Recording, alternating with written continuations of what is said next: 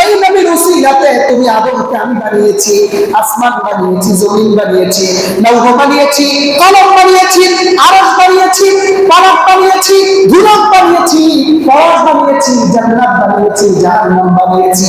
আমার নবী না হলে আসমান জমিন গোটা সৃষ্টি কোনো কিছুই সৃষ্টি হতো না। হাদিস পাইছেন? মুস্তাদরাক হাকিম 624 পৃষ্ঠা, এই দুইটা হাদিস সহিহ। তাহলে এই যে লাউলাকা মা খালাকতুল আফলাক, নবী হে আপনি না হলে কিছুই হতো না, ওই আরবি কথাটার মৌজু, কিন্তু আরবি কথার অর্থটা সঠিক, ওই অর্থটা বুঝাইবার জন্য আরো দুইটা সহিহ হাদিস দিলাম। সুবহানাল্লাহ। তাহলে সর্বসম্মতিক্রমে এটাই বোঝা গেল, আমার রাসূল সৃষ্টি না হলে পৃথিবীর কোনো কিছুই সৃষ্টি হতো না। এটাই সত্য কথা, ঠিক কিনা বলেন? এটাই আমাদের আকীদা, ঠিক কিনা বলেন? أما بعد فقد قال الله تعالى في كلامه المجيد والفرقان الحميد أعوذ بالله من الشيطان الرجيم بسم الله الرحمن الرحيم إن الله وملائكته يصلون على النبي يا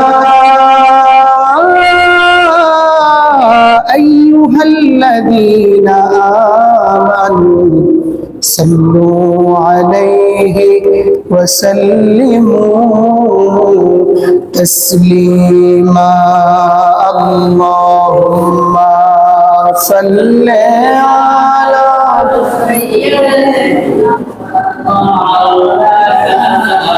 محمد وعلى مولانا محمد اللهم صل على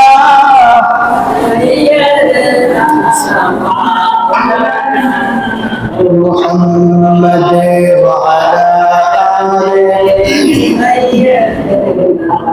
مولانا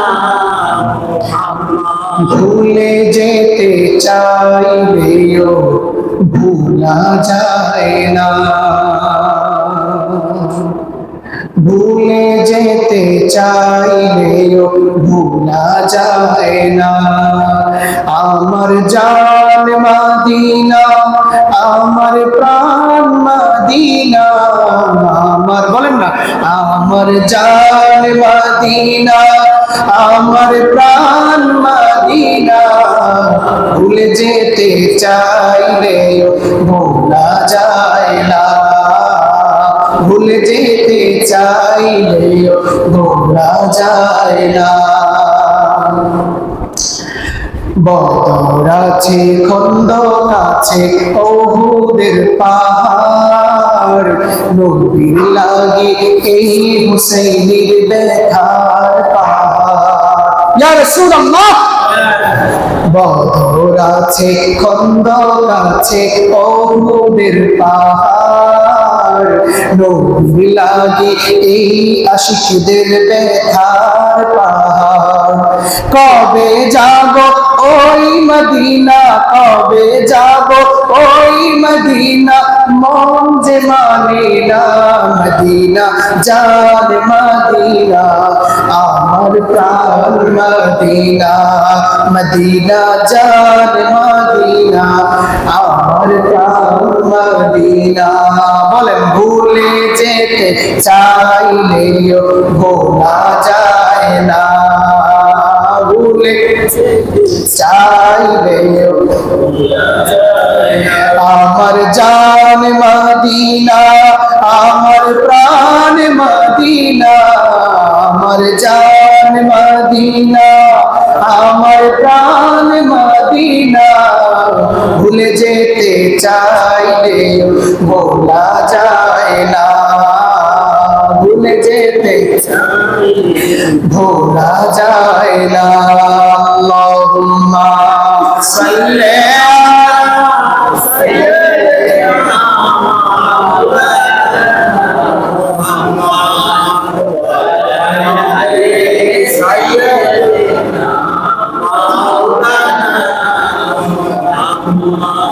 আল্লাহুম্মা সাল্লি ওয়া সাল্লিম ওয়া বারিক আলাইহি। সম্মানিত মুসল্লিয়ানে কেরাম, আমরা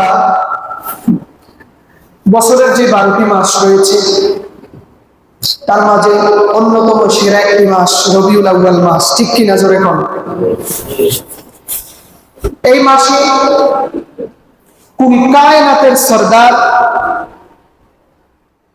সমস্ত জিন ইনসানের, এক কথায় সমস্ত সৃষ্টির ভালোবাসার কেন্দ্রবিন্দু আমার আপনার নবী, সমস্ত নবীদের নবী জনাব মুহাম্মদুর রাসূলুল্লাহ, সকলেই পড়ি সাল্লাল্লাহু আলাইহি ওয়াসাল্লাম, এই মাসে এই পৃথিবীতে আগমন করেছে। আলহামদুলিল্লাহ। আমি এজ এ আলেম হিসেবে ইসলামের উপর আমার ছোট্ট যতটুকু গবেষণা আছে, কোরআন হাদিসের যতটুকু যৎসামান্য যতটুকু জ্ঞান আমার আছে, ওই জ্ঞানকে একত্রিত করে আমি যদি বলি আমার এই ছোট্ট হায়াতের জিন্দেগিতে আমার রব্বে কারীমের পক্ষ থেকে আমার উপর নাজিল করা সমস্ত রহমত আর নিয়ামতের সবচেয়ে বড় রহমত আর সবচেয়ে বড় নিয়ামত আমার উপর আমার মালিকের পক্ষ থেকে, সেটা হলো আমার দয়াল নবী, ঠিক কি না জোরে কর? এবার আপনারটা আপনি বলতে পারবেন। আপনি যদি বলেন যে না, আমার জন্য আমার রাসূলই সবচেয়ে বড় নিয়ামত নয়, সবচেয়ে বড় রহমত নয়, তাহলে আপনার ঈমানটা প্রশ্নবিদ্ধ, ঠিক কি না? আপনার ঈমানটা পরিপূর্ণ আছে কি, ঠিক কি না জোরে কোন? আমাদের জীবনের সবচেয়ে বড় নিয়ামত আমার রাসূল সাল্লাল্লাহু আলাইহি ওয়াসাল্লাম, ঠিক কি না? এই নবীকে সৃষ্টি করা না হলে গোটা দুনিয়ার কোনো কিছুই সৃষ্টি হতো না। একথা বিশ্বাস করেন? নাকি ইউটিউবের মধ্যে মাঝে মাঝে ওয়াজ শুনে ওই যে গুমটা লাগে শায়েকরা বলে তাই না না আমার রাসূলের সৃষ্টি করা না হলে পৃথিবী সৃষ্টি হতো না, এটা জাল, নাউজুবিল্লাহ কোন? এরকম ওয়াজও কিন্তু ইউটিউবে আছে। আমি সংক্ষেপে একটু সমাধানমূলক কথা বলে দিই। সেটা হচ্ছে, একটা হাদিস আছে, লাউলাকা মা খালাকতুল আফলাক, নবী হে যদি আপনি না হতেন কুল কায়নাত হতো না। এই যে শব্দটা আমি বললাম লাউলাকা মা খালাকতুল আফলাক, এই কথাটা এই যেই ভাষায় আমি বললাম, এটা নিয়ে মুহাদ্দিসিন কেরাম বলছেন যে এটা হাদিস নয়, এটা হাদিস নয়। তবে হাদিসের আরবি যে ইবারত এইটা রাসূল থেকে বর্ণিত নাই, কিন্তু এর যে মূল কথা, এর যে অর্থ, এর যে ভাব, কথা বুঝেন নাই? রশিদ আহমদ গাঙ্গুহি রহমতুল্লাহ আলাইহি ফতোয়ায়ে রাশিদিয়াতে আছে, ওনাকে প্রশ্ন করা হয়েছে যে হুজুর এই হাদিস সম্পর্কে আপনার বক্তব্য কি? তো উনি বলছেন এর যে লফজ আছে এই লফজগুলো মাউযু, কিন্তু এই লফজগুলোর যে মাফহুম আছে ওয়া হুয়া সহিহ, মাফহুমটা সহিহ, সুবহানাল্লাহ বলে। এই কথাটাই এই লফজে একটু সমস্যা আছে, কিন্তু মূল যে কথাটা এই কথাটা অন্য লফজে সহিহ আছে, সুবহানাল্লাহ বলে।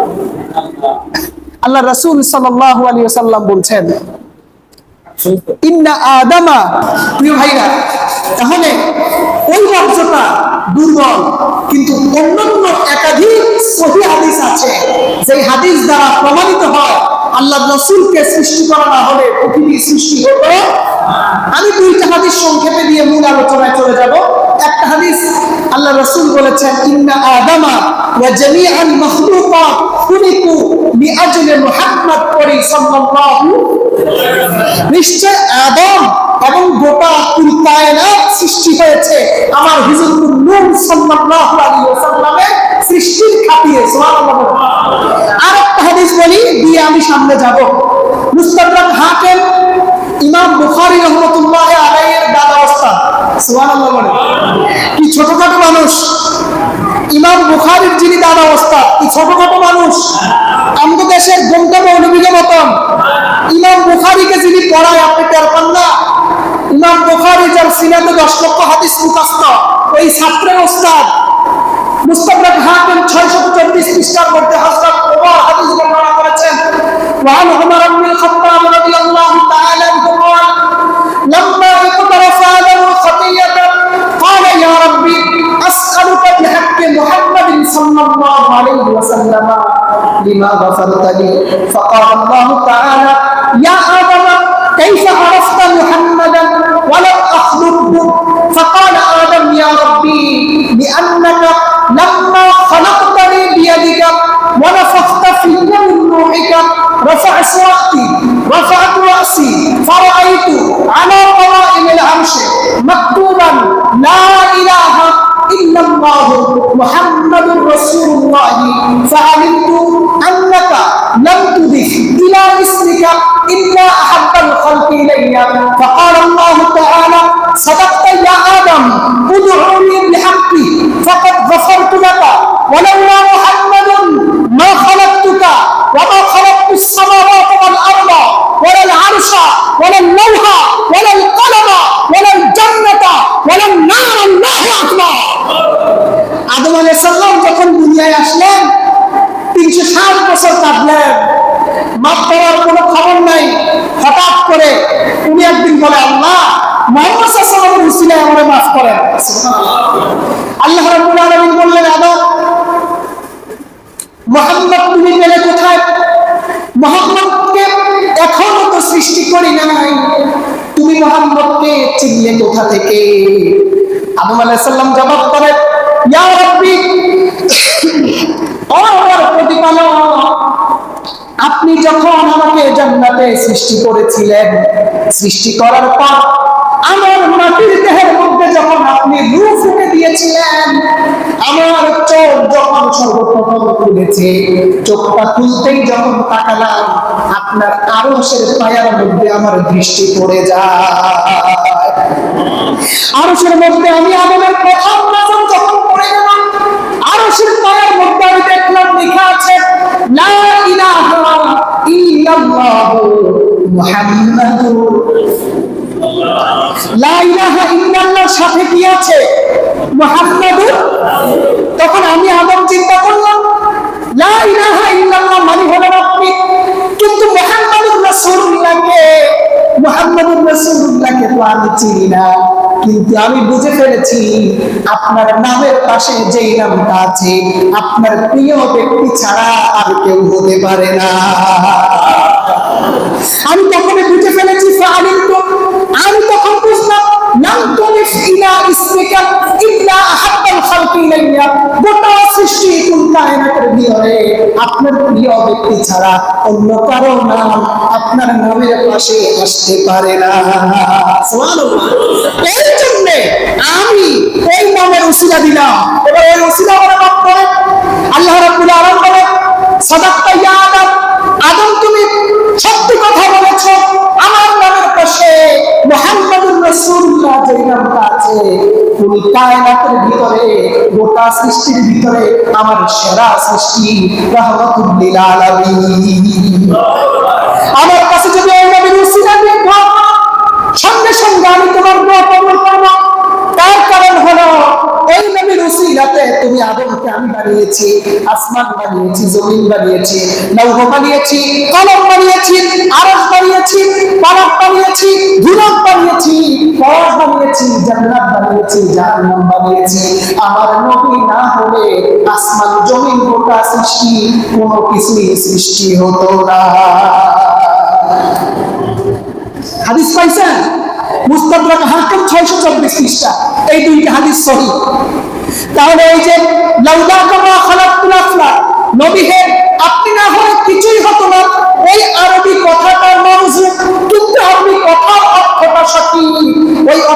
বুঝাইবার জন্য আরো দুইটা সহিহ হাদিস দিলাম। সুবহানাল্লাহ। তাহলে সর্বসম্মতিক্রমে এটাই বোঝা গেল, আমার রাসূল সৃষ্টি না হলে পৃথিবীর কোনো কিছুই সৃষ্টি হতো না। এটাই সত্য কথা, ঠিক কিনা বলেন? এটাই আমাদের আকীদা, ঠিক কিনা বলেন?